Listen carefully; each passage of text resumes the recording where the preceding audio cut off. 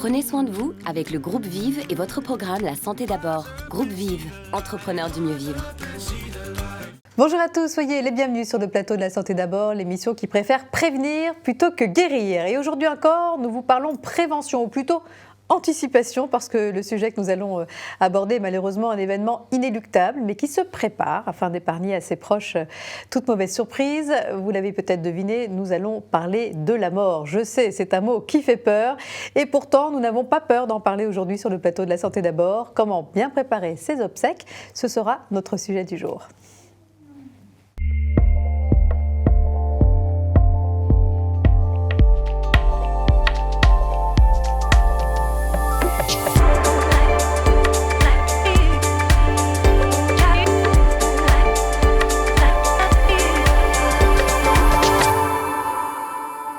Et oui, on le sait tous, la vie a une fin, c'est notre seule certitude en ce bas monde et c'est pourtant la plus difficile à admettre. Le simple fait de prononcer ce mot déclenche chez beaucoup d'entre nous une peur irrationnelle, comme si on allait attraper la mort comme on attrape la grippe. Bref, arrêtons d'éviter le sujet, ça ne nous rendra pas immortels et surtout notre mort pourrait être source de complications pour nos proches. Pour lever ce tabou encore bien ancré dans nos sociétés occidentales, j'ai le plaisir de recevoir Maître Roland Pérez, avocat à Paris. Bonjour Maître. Bonjour. Merci d'être avec nous et vous allez nous expliquer ce que nous avons le droit de faire ou pas lors des successions. Et parce que la mort, c'est la seule chose que l'on peut prévoir avec certitude, je reçois également le directeur général adjoint, la maison des obsèques du groupe Vive, Mehdi Zik, bonjour. Bonjour. Voilà, et vous allez nous parler notamment de prévoyance en matière d'obsèques, parce que je le disais, des obsèques, ça se prévoit. Alors j'espère qu'il n'y a pas trop de thanatophobes qui nous regardent aujourd'hui. Je rappelle que la thanatophobie, c'est une peur démesurée et irraisonnée de la mort, une peur qui est insupportable à vivre au quotidien. Mais bon, Mehdi, on va quand même pas se mentir, vous ne faites pas un métier facile quand même, parce que parler tous les jours à ses clients de leur mort prochaine, c'est sûr qu'il y a des sujets un peu plus joyeux. Alors comment vous le vivez, vous, personnellement ? Finalement, travailler autour des sujets de la mort, c'est se mettre au service de ceux qui sont présents et ceux qui vivent. Mmh. Alors effectivement, au sein de la maison des obsèques, nous allons prendre en charge le défunt, alors dignement et respectueusement, mais notre métier ne s'arrête pas là, il vise aussi à accompagner les familles dans le cadre de cet instant de vie qu'est le deuil. On verra tout à l'heure justement comment vous travaillez, comment vous accompagnez les familles de façon vraiment globale. Mais vous, voilà, aujourd'hui c'est quelque chose que vous vivez plutôt bien. Enfin, en tout cas, à vous voir, on a cette impression. Alors, que l'on vit. Vous l'avez apprivoisé, c'est un sujet que vous avez apprivoisé aujourd'hui. C'est un sujet avec lequel on vit, tout simplement parce que dans le cadre de nos métiers, il y a une forme d'engagement, de sens du service, et c'est à ce moment-là qu'on prend toute la justesse de notre intervention. Donc la mort, je ne dirais pas qu'on l'a apprivoisée. En revanche, on vit avec elle et on la met au service de ceux qui sont touchés par le deuil. D'accord. Mais ça reste quand même un sujet très tabou. Chez vous, c'est plus un sujet tabou aujourd'hui, mais chez nous, les Français de façon générale, ça reste un sujet tabou. Est-ce que les Français, justement, pensent souvent à leur mort ? Est-ce qu'ils préfèrent ne pas y penser ? Je vous pose cette question parce qu'il y a une enquête qui a été réalisée par des groupes mutualistes avec l'IFOP qui révélait que 41% des Français déclarent penser régulièrement à la mort quand même. Alors effectivement, cette étude semble montrer qu'il y a des questionnements autour de la mort et qu'elle porte sur une grande part de la population. Vous évoquiez 41%. Finalement, depuis notre plus jeune âge, on prend conscience de la mort, petit, souvent en école primaire ou au cours du collège. On prend conscience de la mort et on prend conscience qu'elle fait partie de la vie. Et il nous appartient, au cours de notre vie, d'apprendre à vivre avec cette idée. Exactement. Il y a aussi la question des plus jeunes, j'en ai parlé un petit peu. Les plus jeunes se questionnent sur la mort, mais... Peut-être beaucoup plus que nous, finalement. Oui, mais on ne sait pas comment ils se questionnent. Et c'est là où je me dis que peut-être que ça fait partie du rôle des parents, de parler de la mort avec leurs enfants. Maître Pérez, qu'est-ce que vous en pensez ? Vous en parlez avec vos enfants de la mort ? Ça fait réfléchir. Non, j'en parle pas, j'en ai jamais parlé avec mes enfants. Alors, c'est pas que ce soit un sujet tabou, c'est que c'est un sujet trop triste et qu'on pense plutôt au projet qu'on va avoir ensemble plutôt qu'à la mort. Mais je pense, en revanche, je vous rejoins, c'est vrai que si on pouvait démystifier tout cela, ce serait bien. Alors il y a encore quelques siècles, les Français étaient beaucoup moins réticents à parler de leur mort, c'était un sujet beaucoup moins tabou. Comment on l'explique ça? C'est parce que voilà, on mourait chez soi, il y avait des rites funéraires particuliers qui ont aujourd'hui disparu. On décède de plus en plus, et pour une grande part de la population, dans des établissements de santé, de repos ou de soins. Alors j'ai juste une statistique, si vous le permettez. Bien sûr, c'est une statistique INSEE. Donc il y a à peu près 70% des décès qui sont enregistrés dans ces établissements de santé, de repos ou de soins. Donc effectivement, comme vous le disiez, on meurt à l'hôpital, par exemple.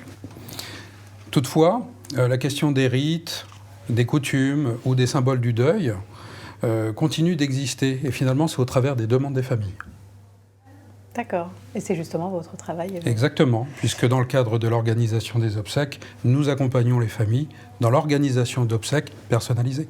Voilà, et c'est vrai que le fait de ne pas parler de la mort ne fait que renforcer cette peur de la mort et de renforcer ce tabou. Alors je vous propose d'écouter justement 2 témoignages très éclairants sur nos rapports avec la mort et son anticipation. C'est un sujet de Cédric Manet et Nick Ressman. Regardez.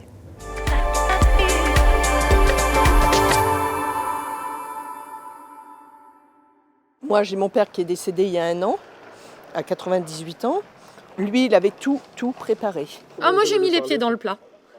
J'ai mis les pieds dans le plat. J'ai ma maman qui a eu des soucis de santé. J'ai eu peur et j'ai dit, ça serait bien qu'on parle de certaines choses. Voilà. J'ai mis les pieds dans le plat. Et donc, mes parents ont pu en parler. Mon père, un peu plus... parle pas beaucoup de ses émotions, mais il m'a juste dit, t'inquiète pas, s'il m'arrive quelque chose, tout est géré, tout est pris en charge. Donc, après, il y a toutes les paperasses, tout ce qui s'enchaîne après un décès. Mais lui, il avait tout fait et on n'a rien eu à débourser. Il avait tout organisé, ses obsèques. J'ai des parents qui ont pas forcément eu beaucoup d'argent, qui étaient ouvriers, mais qui ont quand même fait en sorte que le jour où ils partent, tout sera géré. Et oui, c'est un soulagement. Parce que les proches qui doivent gérer les obsèques, c'est du travail en moins, c'est du souci en moins.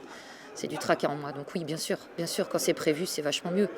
Selon les moyens. On ne demande pas d'avoir des héritages, mais si au moins les obsèques sont pris en charge et qu'il n'y a plus qu'à faire les démarches pompes funèbres et que derrière, il n'y a pas tous ces tracas-là, oui, bien sûr que ça enlève une douleur. Bien sûr. Ça facilite sur le plan, on va dire, administratif et financier le départ de la personne. Après, il y a le côté on perd son père, quoi. Mais bon, à 98 ans, je savais bien aussi qu'il n'allait pas être éternel. Bon, effectivement, en parler, anticiper sa mort, c'est vachement mieux, hein, comme nous disait tout à l'heure cette jeune femme. Et c'est important, et nous allons comprendre pourquoi avec vous, Maître Pérez. Alors, premier cas de figure, c'est le plus rare, hein. Heureusement, je meurs seule chez moi ou à l'hôpital et personne ne se manifeste pour l'organisation de mes obsèques. Qu'est-ce qui se passe? C'est la commune qui va prendre en charge l'organisation des obsèques. On va regarder s'il y a un actif successoral sur lequel on peut prélever des sommes pour pouvoir payer ces obsèques. S'il n'y a pas d'argent possible, c'est la commune qui va prendre en charge l'organisation et les funérailles. Alors, deuxième cas de figure, lors de discussions un peu informelles, je dis à mes proches que je souhaite être enterrée, je ne sais pas, moi, à Saint-Barthélemy, à côté de Johnny, par exemple, mais qu'il n'y a pas d'écrit officiel. Qu'est-ce qui se passe? Alors d'abord, même s'il n'y a pas d'écrit officiel, les proches peuvent témoigner de cette volonté. La difficulté, ça va être de l'autorisation de pouvoir être enterré ailleurs que dans un cimetière. Alors, elle est exceptionnelle, cette autorisation. Elle est exceptionnelle puisqu'il y a une réglementation très stricte qui prévoit que ce soit une distance, alors je ne sais plus quelle est la distance, mais enfin une distance certaine en tout cas des prochaines habitations. Il faut que ce soit un terrain dont le défunt pourrait être propriétaire. D'accord, donc si je n'ai pas de maison à Saint-Barthélemy, je ne peux pas... Vous ne pourriez pas, a priori. Il y a peu de chances que je puisse me faire enterrer là-bas. Il y a peu de chances, à moins que vous soyez marié avec quelqu'un qui a ce terrain et qui pourrait faire cette demande. Bon, et si je laisse absolument aucune instruction on va se tourner vers les proches toujours, et à supposer que les proches soient d'accord, hein, mais on va se tourner vers les proches pour savoir ce qui a été, est-ce que c'est une inhumation, est-ce que c'est une crémation. Donc à défaut, ce sera une inhumation, c'est parce que la crémation, on la demande vraiment. Donc généralement, la volonté de la crémation, c'est que c'est le défunt qui l'a exprimé. À défaut, s'il n'y a pas eu d'instruction, a priori, ça devrait être une inhumation.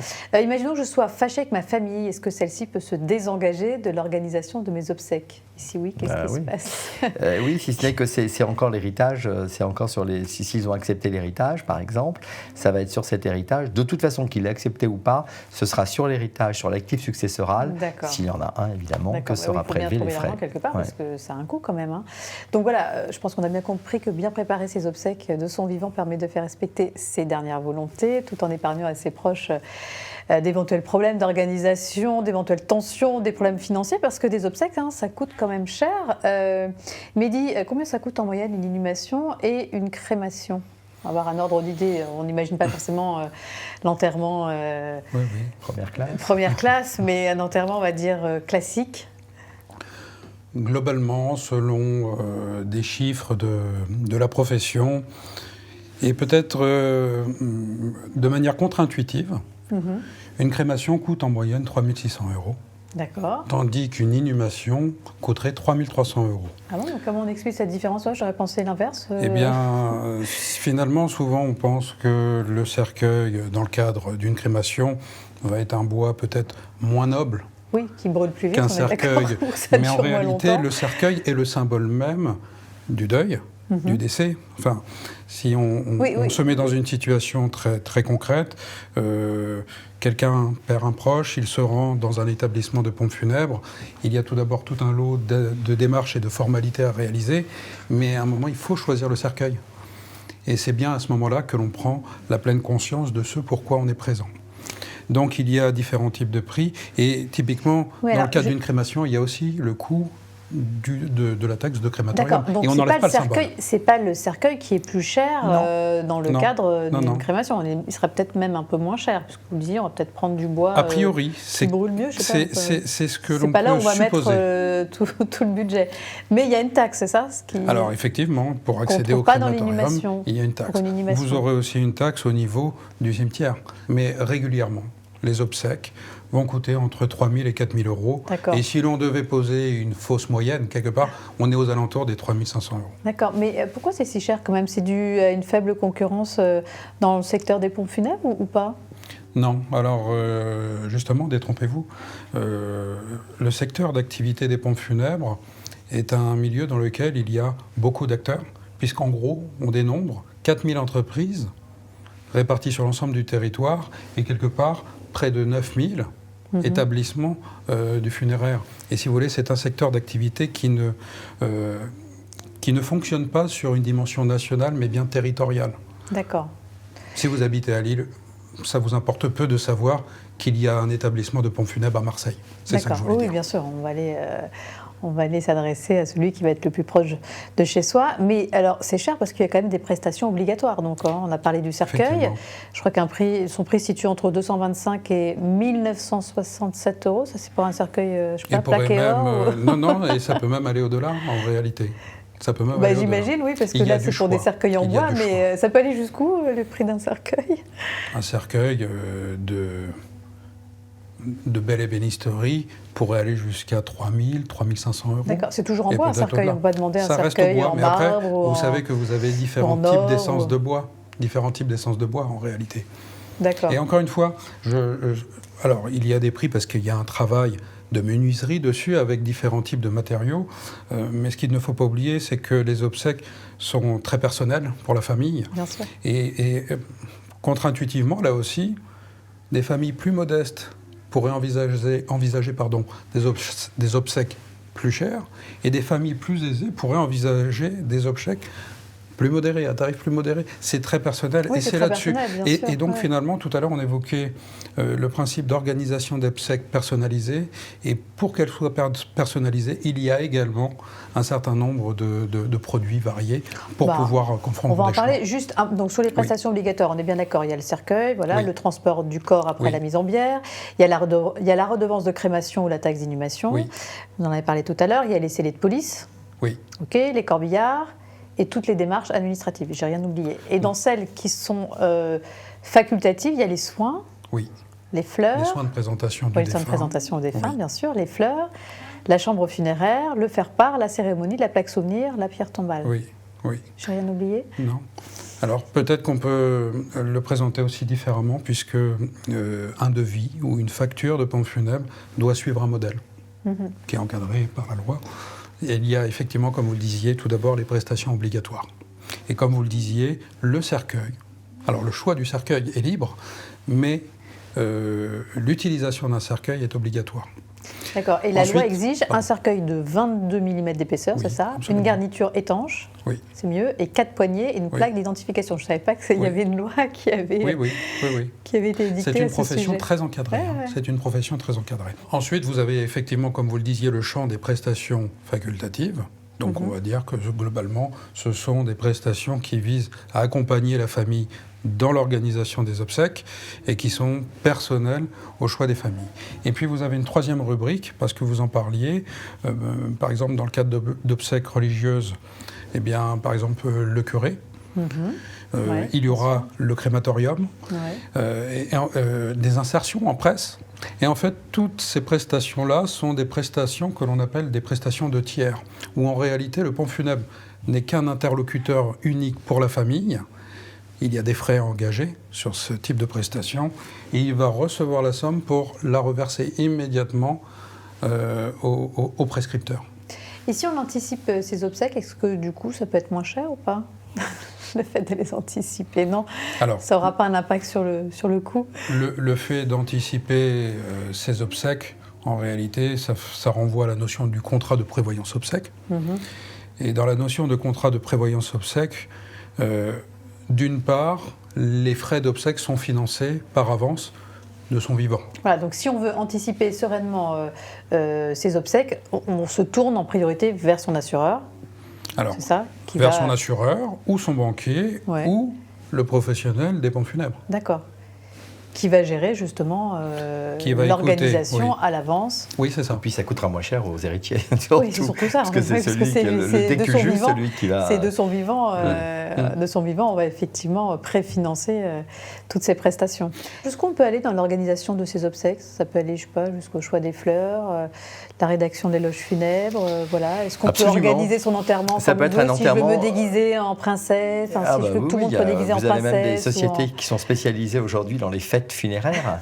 C'est vrai que vous avez des wedding planners pour les mariages, on peut dire qu'on a des funérailles planners pour les obsèques, ça existe vraiment. Après, ça va être des enterrements à thème. Oui, mais alors après, ça va être la location d'une salle, ça va être, pourquoi pas, on peut tout imaginer. Effectivement, on peut choisir sa musique, on peut choisir les fleurs, d'où l'intérêt, c'est vrai, si on souhaite vraiment s'amuser de ces funérailles, ou même éviter toute discussion familiale, on peut prévoir s'il y aura de la musique ou pas, si on veut des funérailles privées, religieuses, civiles, si on veut tout ça, on peut le prévoir, et d'où l'intérêt de passer par un professionnel, parce que le professionnel vous dira déjà ce à quoi vous avez droit et ce que vous ne pouvez pas faire, mais en sachant que dans la plupart des cas, sauf encore une fois à s'enterrer dans son jardin en faisant une teuf à pas d'heure, ce qui serait pour le moins inapproprié et impossible, le reste est possible, oui.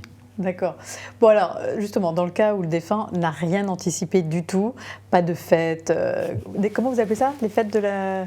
Les fêtes funéraires. Les fêtes funéraires, voilà. Les teufs funéraires. Les teufs funéraires. Les familles peuvent effectivement se sentir démunies, puisqu'en plus de gérer la douleur, on le disait, il faut effectuer de nombreuses démarches administratives, organiser les obsèques.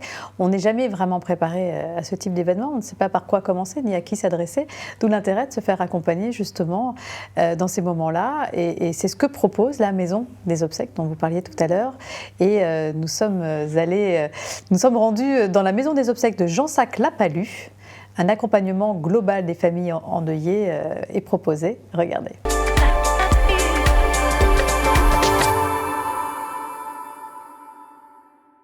Oui, bonjour les pompes funèbres Hervois. Je vous appelle pour connaître vos disponibilités, s'il vous plaît, vos prochains créneaux pour les crémations. Je vais vous rappeler après, c'est que j'ai la famille qui arrive à 9h30, mais je voulais peut-être déjà connaître vos créneaux pour m'avancer auprès d'eux. Il y a une famille qui arrive à 11h30 midi, il y a un décès à l'hôpital militaire de Bordeaux. Tous les cercueils sont prêts, il n'y a plus qu'à. Je pense que les gens ont du mal à parler du fait qu'il y a de la tristesse, qu'il y a une épreuve à traverser. Ils arrivent dans le bureau et c'est vrai qu'ils me disent « je ne sais pas du tout ce qu'aurait souhaité papa ou maman en fonction ».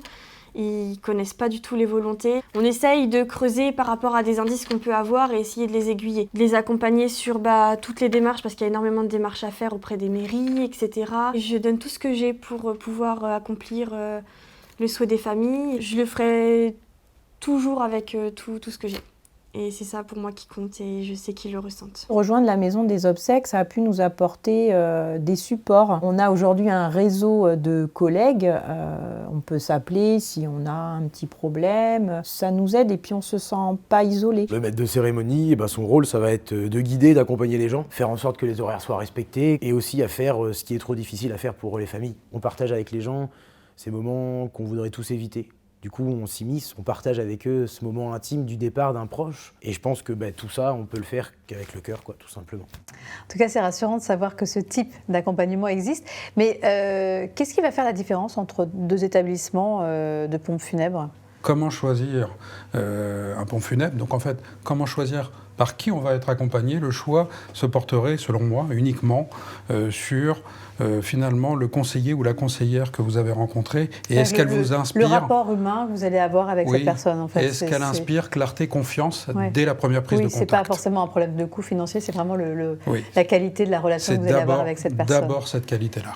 D'accord. Bon, en tout cas, une chose est sûre, ceux qui parlent le mieux de la mort, c'est ceux qui l'ont apprivoisé, un peu comme vous d'ailleurs, ou comme les thanatopracteurs, qui sont chargés des soins de conservation des défunts, ou encore comme les designers de cercueils ou d'urnes. Bah oui, ça existe, on parlait des fêtes funéraires tout à l'heure, il y a aussi des tendances dans ce domaine. Alors justement, quelles sont ces dernières tendances en matière d'urnes et de cercueils ? Regardez.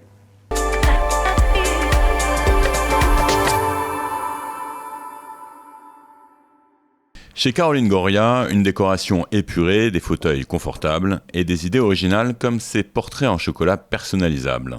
C'était la demande d'une famille, d'un chocolatier qui est décédé. Dans son agence, elle préfère dire une agence qu'une pompe funèbre, cette gérante souhaite proposer le plus de personnalisation possible. À l'heure où la crémation représente 40% des obsèques en France, ici toutes les nouvelles tendances sont proposées. On va retrouver plutôt l'aspect écologique au niveau du choix du cercueil ou bien des urnes. On va avoir des urnes biodégradables ou des urnes solubles, des urnes qui vont se dissoudre dans l'eau lorsqu'on va le jeter en pleine mer. On peut enterrer l'urne, par exemple en forêt, y planter un petit arbre, et donc là on a cet aspect un peu écologique. Ce souci de la planète se retrouve aussi dans les matériaux. Bambou ou carton pour les urnes, bois non traité pour les cercueils. Les préoccupations sont aussi esthétiques et en cela, la pandémie a créé une nouvelle demande chez un public urbain. On l'a vu en fait avec le Covid, beaucoup de personnes jeunes, quand je dis jeunes, la soixantaine, sont décédées, donc les enfants eux-mêmes sont jeunes, et bien eux sont en demande de casser les codes. Parmi les prestations, le cercueil blanc dit Johnny Hallyday ou encore un bleu pastel, des monuments aux formes arrondies avec des arbres ou des galets. Décalés ou traditionnels, les funérailles restent un moment important pour 3 Français sur 4 qui veulent les célébrer. Voilà, et puis on dit agence, c'est plus chic finalement que pompe funèbre. Ce que j'ai retenu aussi. C'est le métier et le lieu où on reçoit les familles. C'est effectivement une agence ou un établissement. D'accord. On parlait tout à l'heure concernant l'inhumation, on ne peut pas se faire enterrer n'importe où, en tout cas pas dans son jardin. Mais concernant les cendres, est-ce qu'on peut les disperser pour le coup là où on veut ou là aussi c'est réglementé ? Là aussi c'est réglementé. Il faut que vous puissiez avoir une autorisation. Par exemple, il est impossible déjà depuis déjà un certain temps, il est impossible de les conserver chez soi, ces cendres. Ce qui était le cas avant. Donc ça c'est la première règle à savoir. Alors que il est communément admis qu'on pouvait repartir avec ses cendres, enfin les cendres de ses proches, et le mettre sur une étagère chez vous ou derrière vous, par exemple. Oui, ce qui n'était pas. Non, mais c'est pas joli dans cette décoration. Mais donc ça c'est plus possible. Ça, et pareil, on ne peut pas jeter les cendres dans un jardin public ou dans la mer, dans une mer. Alors il faut tout ça. Il va falloir obtenir une autorisation préalable. Alors entre nous, je crains. Qui va aller vérifier si vous faites ça en catimini un soir Si vous faites une cérémonie, là tout le monde le saura. Si vous amenez votre urne, je dis pas qu'il faut le faire. Non, je dis simplement que il peut arriver que en catimini, les gens puissent les disperser dans des lieux inappropriés ou en tout cas pour lesquels ils n'auraient pas reçu d'autorisation. Donc voilà, préparer ces obsèques, je pense qu'on vous l'a prouvé, ne porte pas malheur. Au contraire, les organiser dans les moindres détails permet ensuite de mieux les oublier. Si vous souhaitez plus d'informations sur le sujet, je vous recommande 2 sites qui sont très bien faits. lamortsionenparlait.fr et mieuxtraverserledeuil.fr. Voilà, vous retrouverez des vidéos de personnalités nationales et locales qui ont souhaité témoigner de leurs actions, de leurs réflexions, de leurs expertises. Il y a aussi des podcasts qui sont très bien faits sur le sujet, comme Mourir sans avoir vécu, Voir la mort, Venir ou La vie après après la mort. Et puis, je ne sais pas si vous connaissez les apéros de la mort. Voilà, ce sont des apéros qui permettent d'aborder le sujet des obsèques. C'est une bonne façon de dédramatiser le sujet, je trouve. Et c'est animé par Sarah Dumont, qui est fondatrice du site Happy and Life, et par Sophie Poupard-Bonnet, qui est coach accompagnante de deuil. Voilà, ces rendez-vous de 2 heures ont lieu tous les mois dans des lieux publics à Paris, mais aussi en ligne, via Zoom. On y aborde la fin de vie, la mort, le deuil, le tout dans une ambiance bienveillante, joyeuse et peut-être un petit peu arrosée, puisqu'il s'agit d'apéro, je ne sais pas. Voilà, en tout cas, un grand merci à tous les deux. Merci Maître Pérez, merci Médizik d'avoir été avec nous pour nous parler des obsèques et surtout nous avoir aidé à dédramatiser ce sujet. Hein, voilà, ce sujet ne doit plus être effectivement quelque chose de tabou. Merci également à Valérie Darmon, rédactrice en chef de cette émission, qui m'a aidé à préparer cette émission, et également à Margot Miller. Merci à tous de nous avoir suivis. Je vous donne rendez-vous très bientôt pour un prochain numéro de La Santé d'abord. D'ici là, prenez soin de vous.